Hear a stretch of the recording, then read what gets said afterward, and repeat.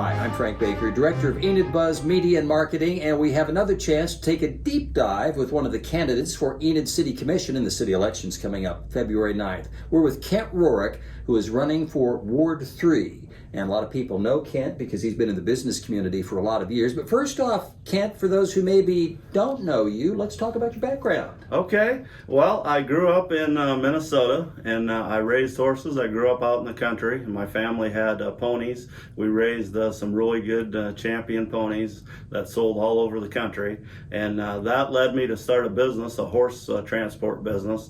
And it was quite successful for a long time. But then '08 happened, you know, the downturn and everything. So I decided to change, and after 10 years of that business, I moved to Oklahoma, and I kind of started over. I was always going to retire in Oklahoma. I thought this would be a cool state to retire, and I love this state, and I think it's a great state. Love brought me to Enid. I found someone, and I moved to Enid, and I started working at Jackson's here, Jackson's Auto Family. I didn't know anything about car sales when I started here. That was in 2013, actually before I moved to, I commuted here. So I was living in Jet and dating Monica, and I got a job here and would drive 45 miles over to Jackson's, and I fell for this place too, for this the Jackson's family is a good family, and I've been here since then, and we bought a house in April of 14 and lived there ever since in Brookside. So I like Brookside. It's a very nice community, and it just happens to be in Ward 3, Brookside. So now I'm learning more about Ward 3, you know, some of the other neighborhoods and stuff. I've been driving around and talking to people, and I just think it's a ward with a lot of potential. I'm always intrigued when it comes down to making that jump to go ahead and file. Why did Kent Rorick decide to run for Ward 3?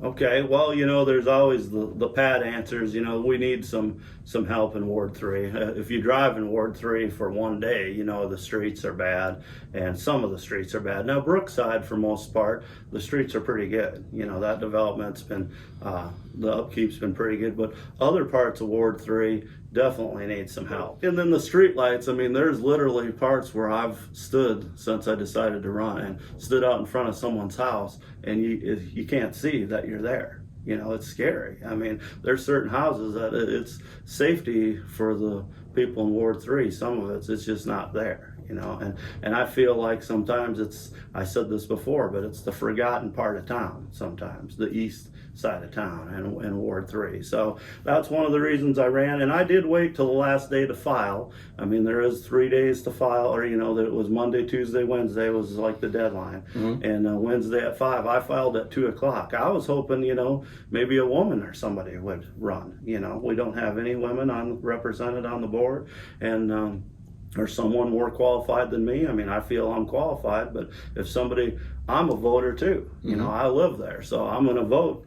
And I just felt like the choice, you know, wasn't what I would vote for, so I decided to run. Now let's talk about your campaign slogan, which I think, you know, of course, Curtis Tucker is behind the camera. I'm here, and I love marketing phrases. Move forward, Enid. I like that. That's catchy. What all in your mind does that capture? Well, I believe it stems from the whole country right now, and we have it in Enid too.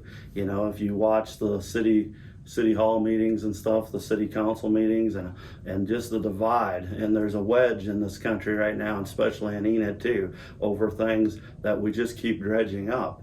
You know, and they've been voted on, and I'm not a big believer in voting on something and then go back and vote on it again. Once it's been passed, we have to move forward, because we do have other things to talk about, economic development and, you know, the roads, the infrastructure, which is all put together. They all work together.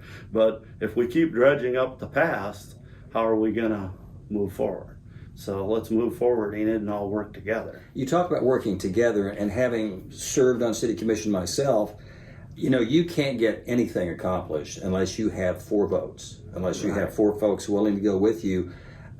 How do you think you would be in terms of building that consensus? Because, you know, single issue voters sometimes hit a brick wall and can't get things accomplished. What's your approach going to be? Well, I believe we need a cohesive council, and I was on a national board in the pony breeds, and there was 12 of us from all over the country. So we had a cult of personalities on the board and way different beliefs, but we were all for this breed of horse, just like all 6 members of the city council is for Enid. You know, our number one thing is to help Enid. That's why we've chose to run and they've chose to serve. And we have to work together, and I feel that I can bring up subjects and talk about things and still get along with people. You have to get along, have a professional conversation with people, and then again move forward and get things done, get things passed that we need. One final point, as you go down and should you be elected, and if you're working with the city of Enid,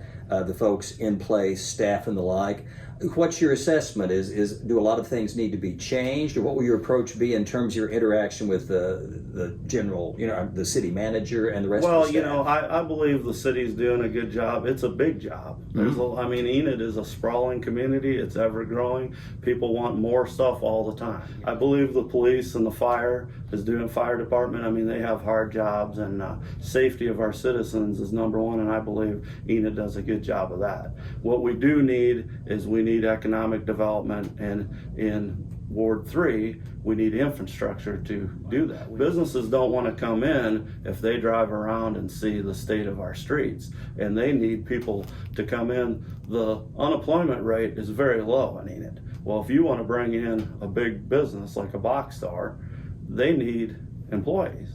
Where are those employees going to live?